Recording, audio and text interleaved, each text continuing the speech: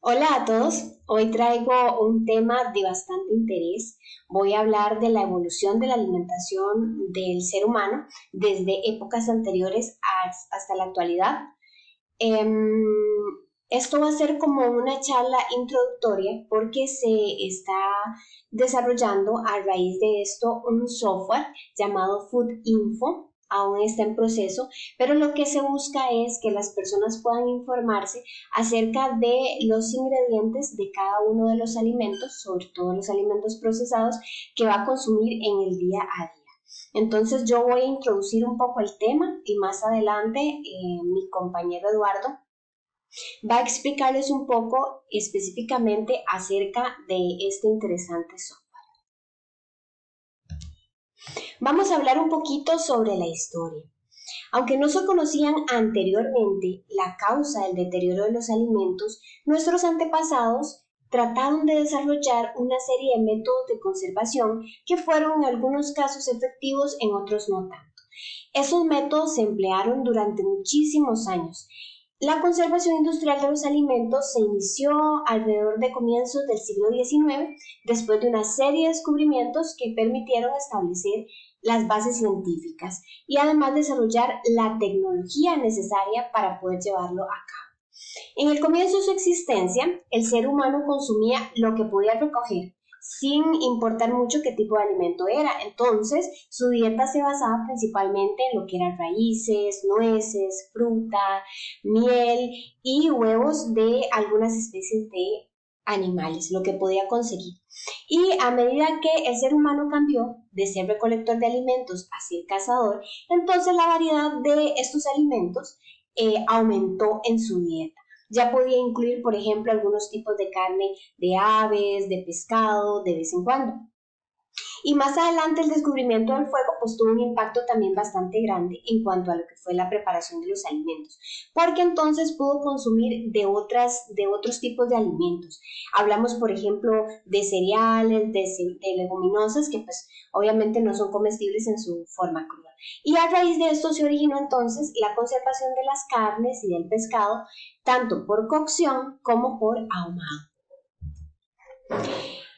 Alrededor de 8.000 años antes de nuestra era, el ser humano comenzó a cultivar sus primeros cereales y a domesticar las primeras especies animales. Entonces, este hecho marcó un cambio que fue bastante importante en la historia de la humanidad. ¿Por qué? Porque, bueno, esto dio origen a los primeros asentamientos humanos y posteriormente a las primeras civilizaciones.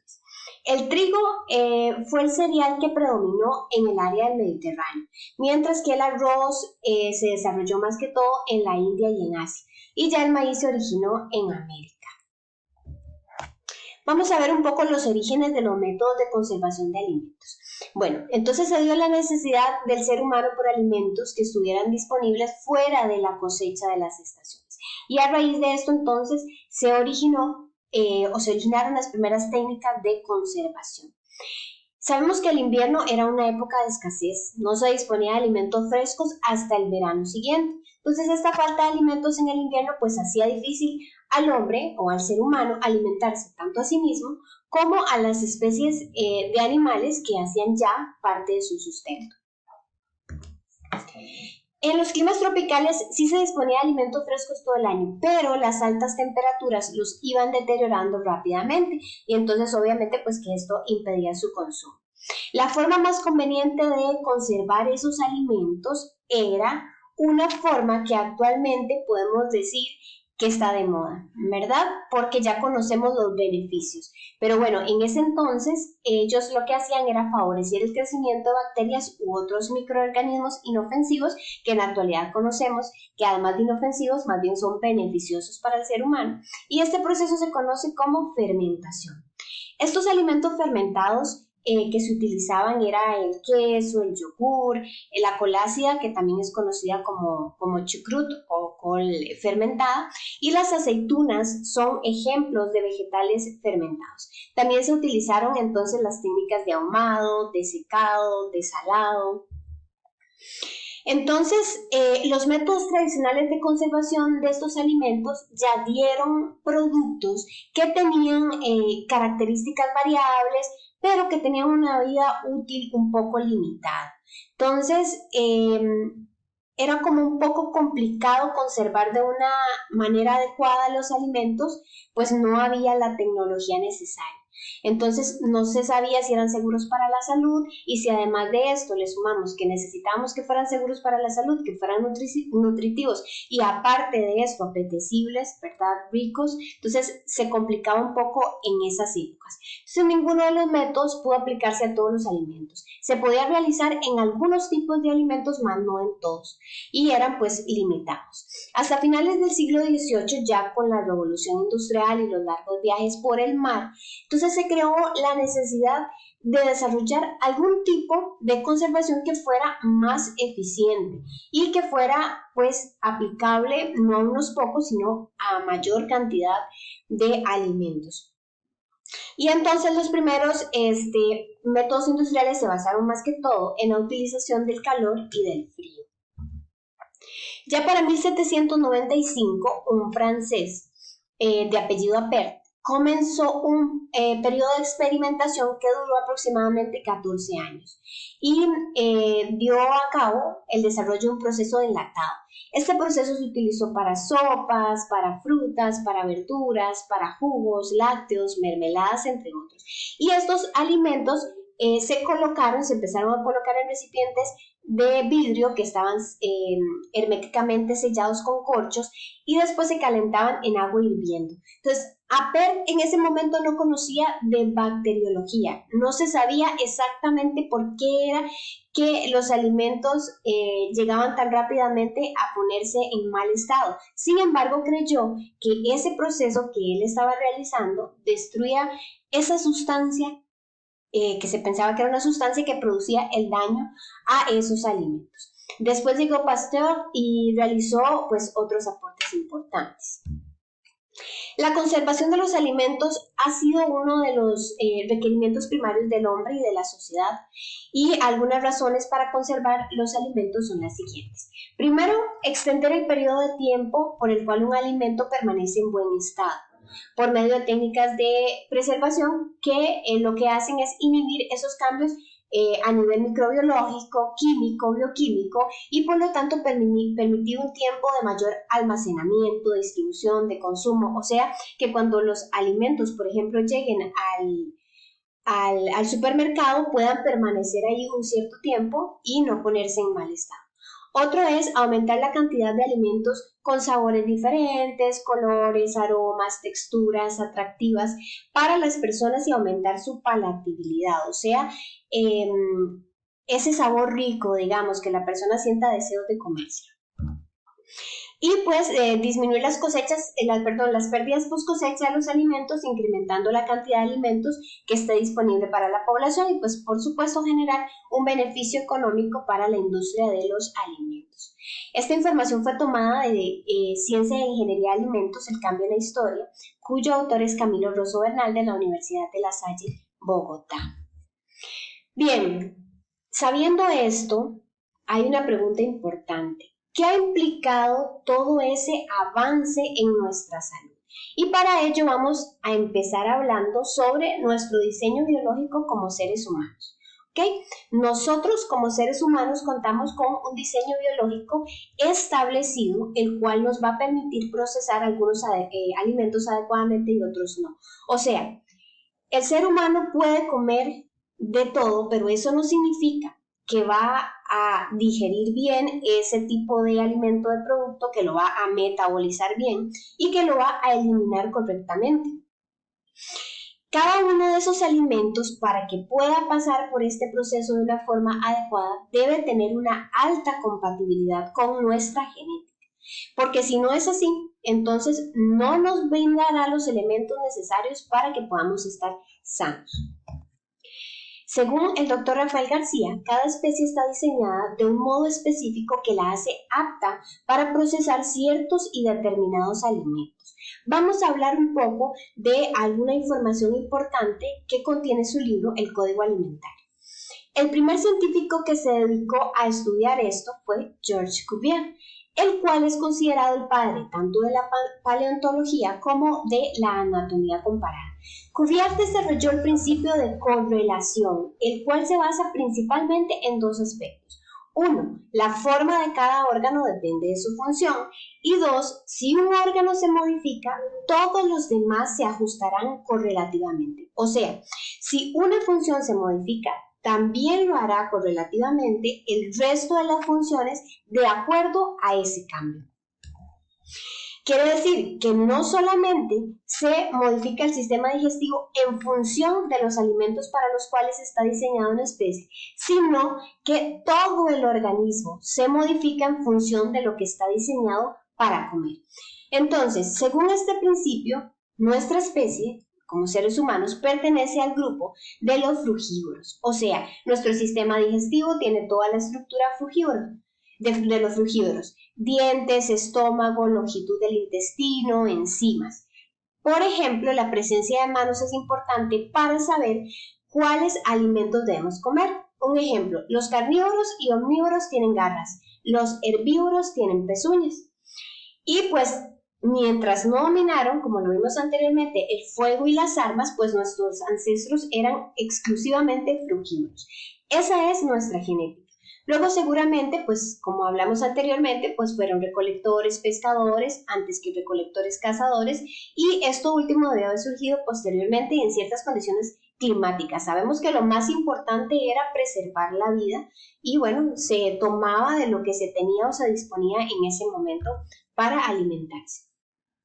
De acuerdo al modelo de biocompatibilidad, entonces lo que nosotros debemos comer como seres humanos, que nos va a beneficiar, que nos va a mantener saludables y que nos va a aportar todo lo que necesitamos para estar bien, son frutas, verduras, semillas oleaginosas, agua, germinados, algunas raíces y a veces alimentos fermentados. Un parámetro que se utiliza para saber qué alimentos corresponden según nuestro diseño genético son los alimentos que se pueden comer crudos. Si un alimento debe ser cocinado para su ingesta, entonces no estamos diseñados genéticamente para procesarlo y por lo tanto entonces debemos limitar un poco su consumo. ¿Qué alimentos podemos comer crudos? La fruta, las semillas oleaginosas, los germinados, muchas verduras y ciertas raíces, pero no podemos comer crudos los cereales, las leguminosas, las carnes. Entonces debemos limitar su consumo. En el modelo de biocompatibilidad se dice que para que estemos saludables debemos de comer un 80% de nuestro plato deben ser alimentos de alta biocompatibilidad y un 20% de lo demás. Con lo demás me refiero a cereales integrales, leguminosas, entre otros. Pero ¿por qué es que son tan beneficiosos estos alimentos para nuestra salud? Bueno, estos alimentos contienen una variedad de sustancias que van a beneficiar nuestra salud. Podemos encontrar en ellos micronutrientes, hablamos de vitaminas, minerales, también contienen una serie de fitoquímicos antioxidantes que funcionan como protectores de nuestro organismo y esto va a contribuir a fortalecer nuestro sistema inmunológico. Además tienen efectos antiangiogénicos, quiere decir que evita que los tumores generen vasos sanguíneos y por lo tanto empiecen a crecer. Además que inducen la apoptosis, que es la muerte celular programada, nos ayudan a detoxificar nuestro organismo, alcalinizan también nuestro cuerpo y pues reducen los niveles de inflamación sistémica de bajo grado, que sabemos actualmente que es la base para el desarrollo de diversas patologías o diversas enfermedades. Vamos a hablar de un concepto que en mi opinión es de suma importancia para poder mantener la salud y que está totalmente relacionado con la forma en la que nos alimentamos. Una función de suma importancia es el aporte a través de la alimentación de los prebióticos. Los prebióticos son el alimento de los microorganismos que habitan en nuestro intestino. Vamos a hablar del concepto de microbiota. La microbiota es esa comunidad de microorganismos que habitan en nuestro intestino y en otras mucosas y dentro de los que se encuentran las bacterias en su mayoría, pero también hay otros microorganismos como por ejemplo virus, arqueas, levaduras, protozoos, entre otros. Resulta que estos microorganismos que tenemos sobre todo en nuestro intestino deben encontrarse en excelente equilibrio para poder llevar a cabo una serie de funciones importantes, no solo a nivel intestinal, sino a nivel de todo nuestro organismo. La microbiota intestinal tiene múltiples funciones. Aquí voy a citar algunas, pero además de estas tiene muchas funciones más.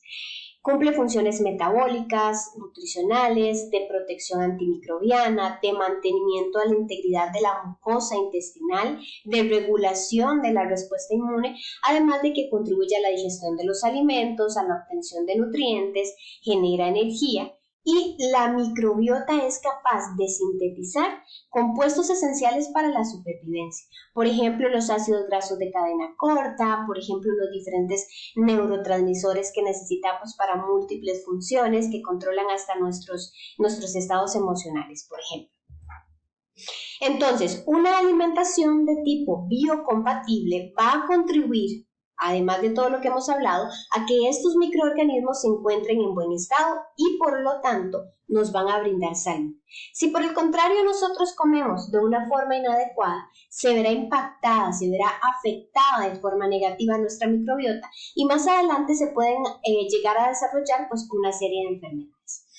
Nuestra microbiota está compuesta por organismos patógenos, que podemos llamarle malos, y organismos saprófitos o beneficiosos, que podemos llamarle buenos, y de acuerdo a lo que nosotros comamos, se sentarán a la mesa unos o los otros.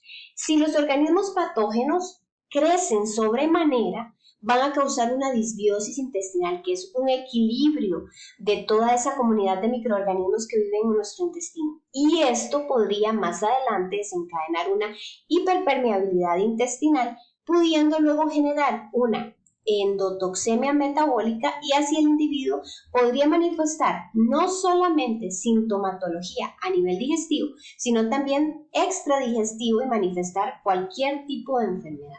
De ahí la importancia de que cuidemos nuestra microbiota.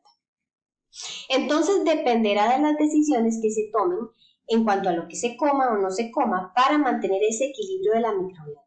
Bien, ¿qué comen esas bacterias benéficas? Precisamente lo que hemos estado hablando en el modelo de biocompatibilidad, sobre todo la fibra, por ejemplo, que pueden tomar de frutas, de verduras, de germinados.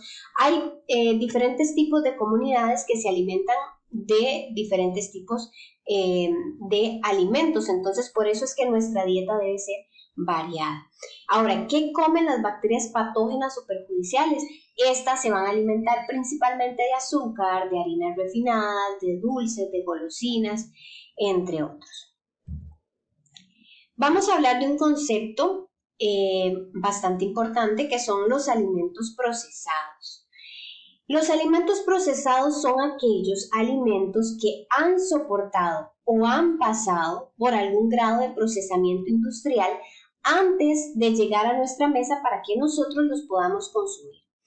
Existen muchísimos ingredientes que se pueden aportar a estos productos. ¿Por qué? Porque se necesita aumentar su palatabilidad, cambiar su textura, su forma, el color, el olor, la duración y el tiempo de estos alimentos. Y bueno, algunos de estos ingredientes podrían ser, por ejemplo, los colorantes, los saborizantes, los preservantes, los potenciadores del sabor, como por ejemplo el glutamato monosódico, que es bastante utilizado en la mayoría de los productos, algunos endulzantes, como por ejemplo el jarabe de maíz alto en fructosa, y también los edulcorantes, entre otros. Y se pueden utilizar pues diferentes métodos para realizar este tipo de alimentos, y algunos de estos métodos podrían ser térmicos, podrían ser no térmicos, también llevan la aplicación de nanotecnología, entre otras cosas. Vamos a hablar un poco así como a grandes rasgos de algunos de los métodos por los cuales pasan esos alimentos hasta llegar ahí al anaquel del supermercado y que las personas los empiecen a comprar. Voy a hablar de unos cuantos, sin embargo existen muchos más. Dentro de los tratamientos no térmicos, bueno, estos se basan en la aplicación de mecanismos físicos que van a alterar la viabilidad de los microorganismos.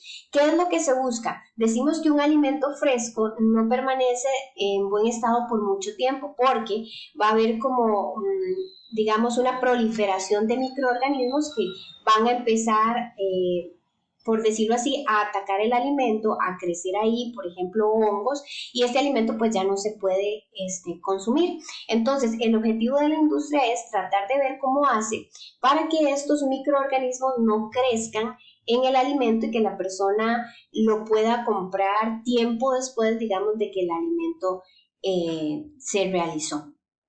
Entonces, entre estas técnicas están los tratamientos de alta presión hidrostática, los tratamientos con ultrasonidos, con campos eléctricos pulsados de alta intensidad, la aplicación de campos magnéticos oscilantes, pulsos lumínicos, irradiación de alimentos, la bioconservación y pues nuevas técnicas de envasado, entre otros. Vamos a hablar un poco sobre el procesado de alimentos con altas presiones hidrostáticas. El efecto conservador provocado por la aplicación de altas presiones hidrostáticas a los alimentos se debe a un aumento de la permeabilidad de las membranas celulares, a la desnaturalización de las proteínas y a la consecuente inactivación enzimática, debido a que las altas presiones aceleran los cambios de volumen a nivel molecular, alterando los enlaces no covalentes iónicos o hidrófobos. Los productos alimentarios a los que se les aplica esta técnica de conservación, después de realizada la técnica, se deben poner en refrigeración y mantener en refrigeración hasta su consumo. Este tipo de tratamiento se aplica a muchos productos, por ejemplo a las mermeladas, a las jaleas, a los patés, productos lácteos, a los cárnicos, procesados, etc. Vamos a hablar de otro tipo de procesado, que es por ultrasonido. La conservación del alimento mediante ultrasonido va a consistir en aplicación de ultrasonidos que son ondas acústicas con una frecuencia superior a los 20 kHz. El oído humano no puede percibir esto. El tipo de ondas que se aplican en la conservación de los alimentos por lo general son de baja frecuencia y de alta intensidad. El principal efecto conservador que se produce cuando se utiliza ultrasonido se debe a procesos de cavitación. El proceso de cavitación lo que hace es que va a generar microburbujas en los componentes líquidos. Este proceso genera choques entre los componentes, los daña y también sobre las funciones celulares, provocando entonces su inactivación. Entonces se utiliza sobre todo en la industria alimentaria para la conservación de los alimentos líquidos, como por ejemplo las mermeladas, las jaleas, el ablandamiento de carnes. También se utilizan procesos de homogenización de los componentes alimentarios, entre otros. Otro tipo de procesado de alimentos es con campos eléctricos pulsados de alta intensidad. Es una técnica que se basa en la exposición de un alimento a campos eléctricos. La exposición a pulsos eléctricos va a provocar el desarrollo de poros en las membranas celulares. Entonces va a aumentar la permeabilidad de la membrana y finalmente esto lo que viene a causar es la muerte celular. Entonces se produce de forma irreversible poros en la membrana y esto destruye la funcionalidad del microorganismo y de esta forma es que se elimina. Otro tipo de procesado de alimentos es mediante campos magnéticos oscilantes. Estos campos magnéticos son regiones que están sometidas por un cuerpo capaz de producir magnetismo sobre los componentes de su alrededor. Entonces, ¿por qué se produce el efecto conservador? Bueno, por diferentes mecanismos. Uno puede ser por disgregación de la molécula de ADN y de ciertas proteínas, otro podría ser por la rotura de enlaces covalentes en moléculas con dipolos magnéticos, también por cambios en la orientación de los componentes celulares o bien por modificación del flujo de iones a través de las membranas. ¿En qué alimentos se utiliza este tipo de procesado? Por ejemplo, en zumos de frutas, en frutas tropicales en almíbar, en mermeladas, en carnes cocidas y enlatadas y en general en productos listos para consumir. Otro tipo de procesado de alimentos es mediante la irradiación. Resulta que la irradiación de alimentos es un método físico de conservación que se realiza exponiendo al alimento por un tiempo a la radiación, sobre todo ionizantes, con el fin de que, lo mismo, ¿verdad?, de eliminar bacterias, parásitos, insectos de los alimentos. Esta radiación es de baja frecuencia y de gran longitud de onda y va a producir la inactivación por calor, mientras que la radiación de alta frecuencia y longitud de onda más corta lo que va a producir es una destrucción celular. ¿Cuáles radiaciones ionizantes son autorizadas para utilizar en alimentos? Está, por ejemplo, los rayos X, los rayos gamma, los rayos catódicos o rayos beta, los protones, los neutrones. Entonces, los efectos producidos en los alimentos cuando se aplica irradiación son Uno, la inactivación de microorganismos patógenos. Dos, la muerte de insectos y bloqueo de los procesos reproductivos de estos. Y tres, la inhibición de germinación de tubérculos y de hortalizas. Vamos a hablar un poco sobre uno de los ingredientes que por lo general se utiliza en los alimentos procesados, que son los edulcorantes. Los edulcorantes se han utilizado mucho porque la gente los busca porque se supone que son alimentos bajos en calorías. Entonces, brindan sabor dulce y sustituyen a los azúcares. Pero, ¿qué tan saludables son los edulcorantes?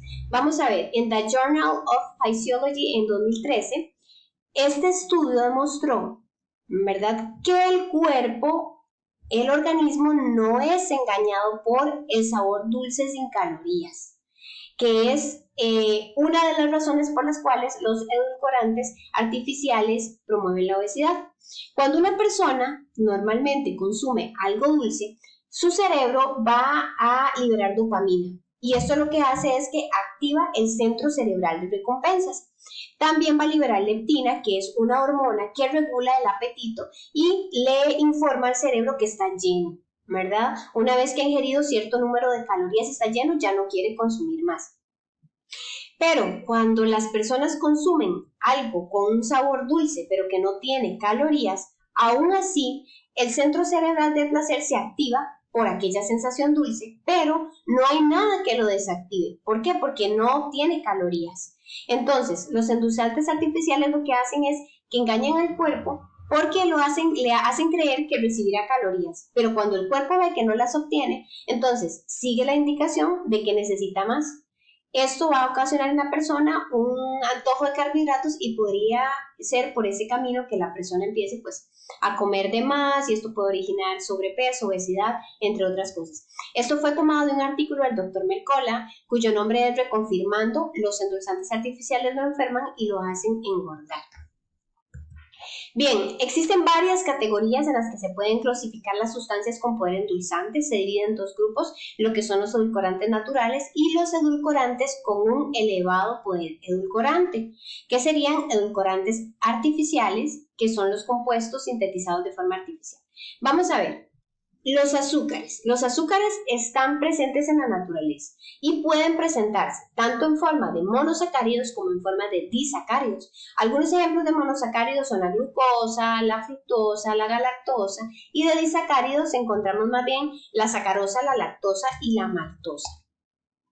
Dentro del grupo de edulcorantes intensos está la trealosa, estebiocido, la tagatosa, la sucralosa conocida como E955, que es un edulcorante artificial que se obtiene a partir de la sacarosa, y el neotamo, conocido como E961, que es un edulcorante artificial que tiene un altísimo poder endulzante. Se usa, aparte de como endulzante, como potenciador del sabor en algunos alimentos y bebidas. Hablando un poco de gastronomía molecular, bueno, se encarga de profundizar en el estudio de procesos físicos, químicos, que se producen durante esa fase del cocinado. Por ejemplo, dentro de los agentes de textura, que también se utiliza mucho en la industria, se encuentran lo que son los emulsionantes, los espesantes, los esferificantes, gelificantes, los agentes de carga, proteínas estructurantes, azúcares tecnológicos, enzimas y estabilizantes, entre otros. Vamos a hablar un poco y a grandes rasgos de los alimentos genéticamente modificados. Algunas personas están de acuerdo con ellos, algunas personas piensan que no, que sí tienen un impacto negativo en la salud. Pero vamos a hablar un poco de esto. Según la Organización Mundial de la Salud, los organismos genéticamente modificados son aquellos en los cuales parte del material genético es alterado mediante tecnología genética. Uno de los primeros alimentos en los que se aplicó este tipo de tecnología fue en el tomate. ¿Cuál era el objetivo de aplicar esta tecnología en el tomate? Bueno, lo que querían era retrasar el proceso de maduración, impedir el ablandamiento prematuro y que eso a la vez mejorara el sabor. Pero bueno, no se consiguió, por ejemplo, la firmeza esperada. La modificación genética realizada en el tomate se realizó a través de moléculas de ácido ribonucleico. El cultivo comercial de transgénicos se comenzó a partir de 1990 más o menos y pues tuvo como objetivo la tolerancia de los herbicidas y la resistencia a los insectos. Actualmente los cultivos transgénicos que existen principalmente a nivel mundial son la soya, el maíz, la canola, el algodón. Los organismos genéticamente modificados se pueden clasificar en 3 grupos desde el punto de vista biológico. Primero, las plantas transgénicas. ¿Cuál es el objetivo de las plantas transgénicas? Bueno, modificar sus características para mejorar la producción agraria, por ejemplo, la resistencia a plagas, por ejemplo, el tamaño de los frutos, para generar alimentos nuevos, para modificar su color, su sabor, su conservación, entre otras cosas. 2, animales transgénicos, cuyo objetivo a nivel alimentario es mayor producción de carne o leche y aumentar el ritmo del crecimiento del animal. Y 3, microorganismos transgénicos, que actúa sobre todo en levaduras y en bacterias. Hablando de las técnicas de manipulación genética, decimos lo siguiente: un gen se puede aislar, copiar, amplificar o insertar dentro del ADN de otro ser vivo, de la misma especie o también puede ser de una especie diferente. O sea, un gen se puede manipular genéticamente. Se pueden utilizar proteínas especiales de naturaleza enzimática que se llaman enzimas de restricción, que lo que hacen es que rompen uniones entre las secuencias. La inserción de un fragmento de ADN en otra molécula distinta se conoce como recombinación. Y como consecuencia de esto, el nuevo gen, que se va a llamar transgen, va a expresar un carácter también nuevo para el que codificaba. Pero ¿cuáles son algunas de las desventajas de los organismos genéticamente modificados? Bueno, primero, la contaminación genética de cultivos, que esta se puede dar de forma natural por la polinización de las especies transgénicas en cultivos tradicionales. 2, desde el punto de vista del medio ambiente se puede ver en la transmisión génica a otras especies vegetales, maleza, o en la transmisión génica a otras especies animales, insectos, en la modificación del ecosistema de los insectos y de la diversidad biológica, en la contaminación genética de cultivos, en la resistencia a determinados componentes y pues en el daño a especies naturales que no son resistentes a los insecticidas colindantes a especies que sí son resistentes. Desde el punto de vista de la salud, los alimentos transgénicos podrían causar posibles alergias alimentarias, posible resistencia a antibióticos e inmunodeficiencias, transmisión del ADN genéticamente modificado del organismo humano y, bueno, posibles efectos tóxicos. Esta información fue tomada de Nuevas Tendencias de Consumo Alimentario de la Fundación Universitaria Iberoamericana. Vamos a ver un artículo acá. Esto fue de un centro multidisciplinario de investigaciones tecnológicas de la Universidad Nacional de Asunción, Paraguay. El título es Evaluación de la composición nutricional de alimentos procesados y ultraprocesados de acuerdo al perfil de alimentos de la Organización Panamericana de la Salud, con énfasis en nutrientes críticos. ¿Qué nos dice este artículo? Nos habla un poco de esta modernización alimentaria, que pues nos ha llevado a tener mayor disponibilidad de estos alimentos industrializados, pero que son ricos en azúcares simples, en grasas saturadas, que son altos en sodio, y pues a este patrón se le ha considerado la dieta occidental, que se ha asociado al incremento tanto de sobrepeso como de obesidad y al aumento de la morbilidad y de la mortalidad por enfermedades crónicas degenerativas.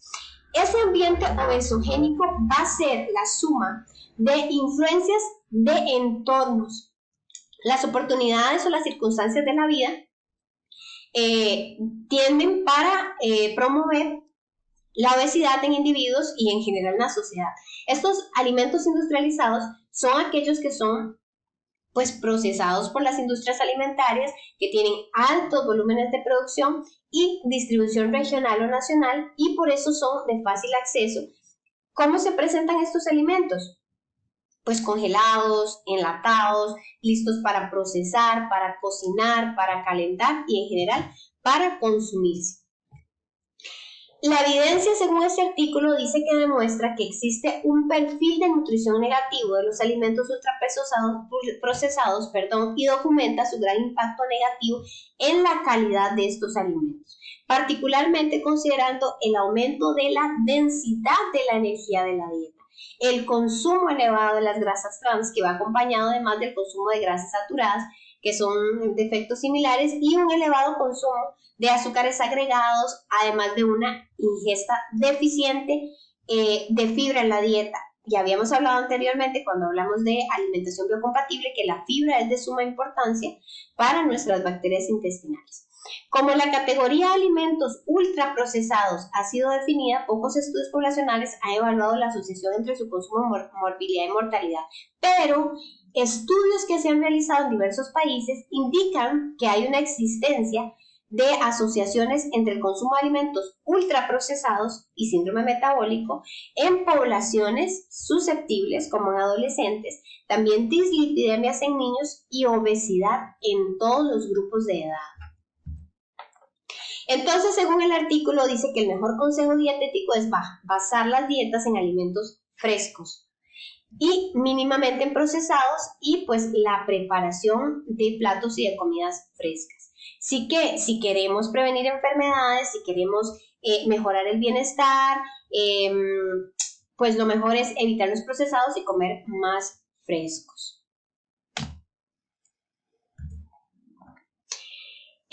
Existen controversias sobre si se debe presentar el etiquetado nutricional. Esto es el punto más visible de la información de un alimento y va a constituir uno de los pilares básicos en los que se apoya para comercializarlos.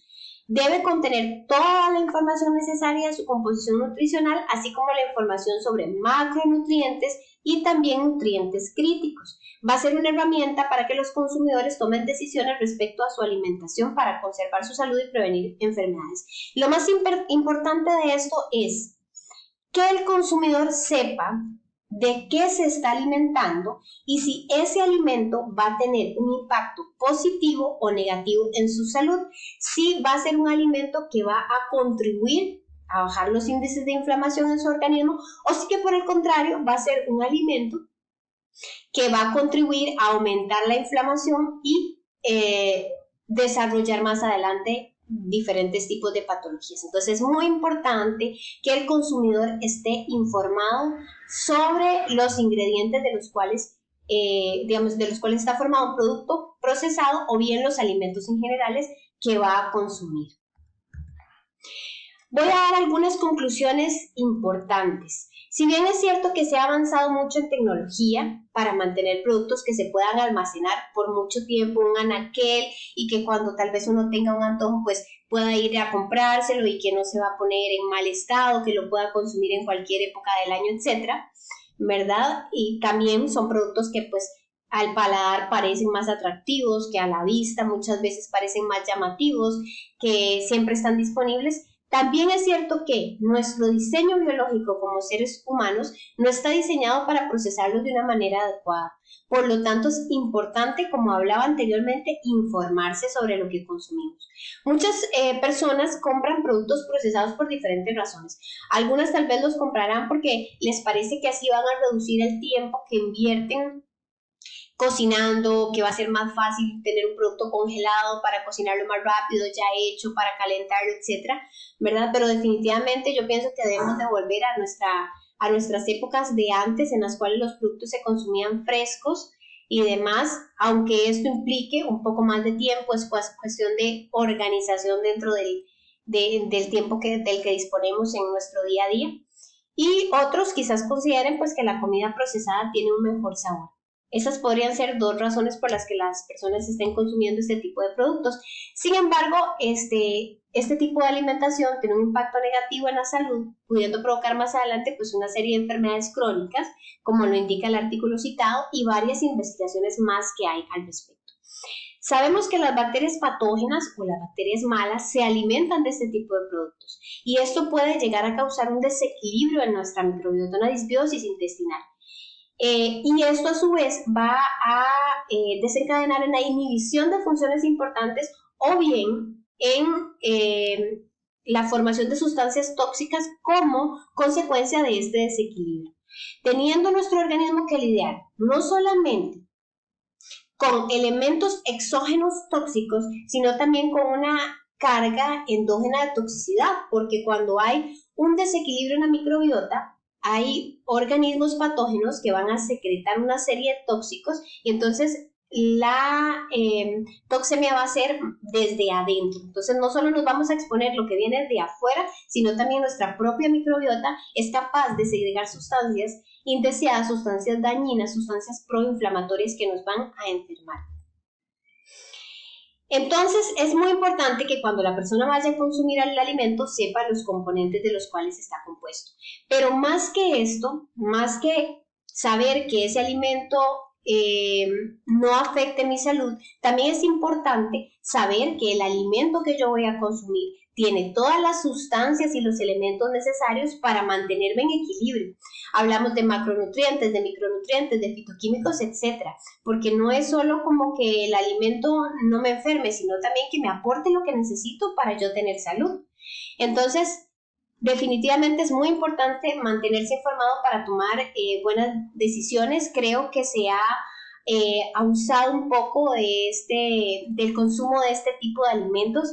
Ahora las personas pocas veces quieren cocinar, pocas veces quieren hacer los productos, digamos, desde cero, el alimento desde cero, pero realmente es una necesidad que debemos de implementar nuevamente en esta época, porque hemos visto pues el desarrollo de una serie de enfermedades, sobre todo de base inflamatoria, ¿verdad? Causada pues no solamente por una mala alimentación, sino también por un mal estilo de vida, pero la alimentación es un factor o es un pilar fundamental para guardar nuestra salud, para que estemos bien. Entonces, este software llamado Food Info surgió como un plan piloto elaborado por el ingeniero Eduardo Fonseca, en el que se brinda la opción de relacionar los ingredientes de ciertos tipos de alimentos procesados con algunas de las patologías que se están presentando actualmente en la población en general, como por ejemplo enfermedades metabólicas, la obesidad, la diabetes, también enfermedades como el cáncer, enfermedades autoinmunes, entre otras muchas. Saludos, mi nombre es Eduardo Fonseca y soy consultor informático. Tengo una pequeña empresa de desarrollo de software. Muy bien, cuando pensamos en alimentación, una de las primeras cosas que debemos de pensar es qué es lo que estamos consumiendo, además de en dónde estamos adquiriendo esos alimentos. Generalmente los alimentos que consumimos los adquirimos en el supermercado, pues es una de las formas más fáciles y accesibles de encontrar los alimentos. Todos los productos que encontramos en el supermercado, o la mayoría al menos, tienen que tener una tabla de ingredientes. Los ingredientes nos dicen qué es lo que tiene ese producto, para que estemos informados de qué es lo que estamos consumiendo. Sin embargo, existe un problema. La mayoría de nosotros no conocemos qué son esos ingredientes. Podemos ver los nombres, pero no tenemos la más mínima idea de qué son o cuál es su comportamiento dentro de nuestro organismo. Para tratar de solucionar este problema, una de las cosas que hicimos en la empresa es desarrollar una pequeña aplicación para que las personas puedan estar informadas de mejor manera acerca de lo que están consumiendo.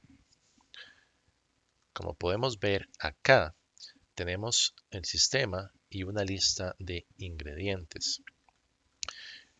Ácido acético, amonio, ácido ascórbico, ácido cítrico, ácido fólico, el hierro, la niacina, la sal, el sodio, el sorbitán, el azúcar, la tiamina, vainilla, etcétera, etcétera, etcétera. Esta lista es una lista de los ingredientes más comunes que hay en muchos de los productos de consumo diario.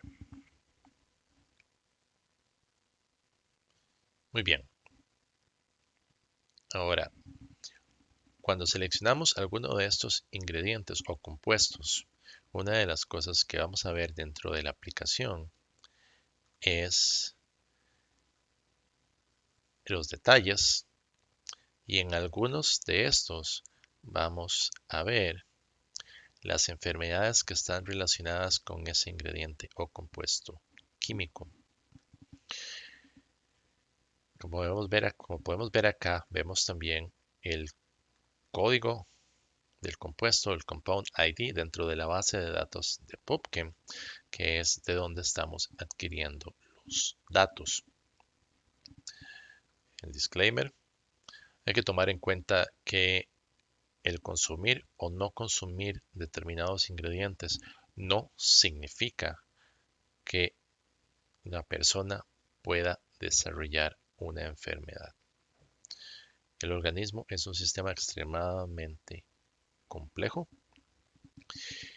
y las enfermedades se dan por combinaciones de factores, muchas veces. Muy bien, pero acá podemos ver algunas de las que están relacionadas. Entonces podemos ver que para el ácido cítrico tenemos el Alzheimer, tenemos el cáncer colorectal, la enfermedad de Crohn, diabetes mellitus tipo 1, hiperoxalemia, etcétera, etcétera, etcétera, cáncer de pulmón, cáncer de páncreas, etcétera, etcétera, etcétera. Además, dentro del sistema, una de las cosas que van a poder hacer, bueno, le pueden dar clic en Checkmore y acá pueden ir al sitio de PubChem para ver más información acerca de este compuesto. Pueden navegar por esta tabla, ver la información, en algunos casos la estructura molecular de ese compuesto químico. Además pueden ver acá también la tabla de enfermedades y desórdenes asociados y el tipo de evidencia y los documentos que respaldan esa evidencia o el por qué se está diciendo que este compuesto tiene relación con cierta enfermedad o desorden. Muy bien, volviendo al sistema, una de las cosas que van a poder hacer también es darle clic en ingredientes asociados y buscar por enfermedades. En este caso vamos a buscar para la diabetes tipo 1 cuáles son los ingredientes que están relacionados. Vamos al ácido pirúvico, por ejemplo, y vemos que el ácido pirúvico tiene todas estas enfermedades asociadas. De igual manera podemos venir al Checkmore y ver la documentación de por qué ciertas están asociadas. Hiperglicemia, enfermedades mitocondriales, enfermedades musculares, necrosis, etcétera, cáncer colorectal, esquizofrenia, etcétera. Aquí podemos ver, aquí está diabetes mellitus tipo 1 y aquí están los documentos que hablan acerca del porqué. Otra de las cosas que vamos a poder hacer en algún momento es ver unos gráficos acerca del consumo del riesgo, acerca del incremento del riesgo basados en el consumo diario de ciertos ingredientes. Como podemos ver acá en este gráfico con los datos de prueba, se está indicando que hay un incremento del riesgo para ciertas enfermedades basados en el consumo de ese día. Se van a hacer varios gráficos con el incremento del riesgo filtrados para con diarios, mensuales, semanales, etcétera, etcétera, para ver un poco esa información. Van a poder agregar lo que se consumieron cada día. Aquí agregan, por ejemplo, consumieron determinado ingrediente tal día a tal hora y una vez que lo agregan lo van a poder ver en una tabla como esta, y esto es los datos que están alimentando esta información o estos gráficos. En algún momento vamos a agregar información como los síntomas que tuvieron algún día y mapearlos con la comida que consumieron el día y el día anterior para tratar de generar un poco de predicciones y mejor información en el futuro. Eso es la base del sistema. Ahorita estamos buscando nutricionistas y nutricionistas clínicos que nos ayuden a mejorar el sistema, a validarlo y a que nos indiquen cómo lo utilizarían con sus clientes. Espero que esto haya sido de utilidad. Muchas gracias por la atención. Tengan un muy buen día.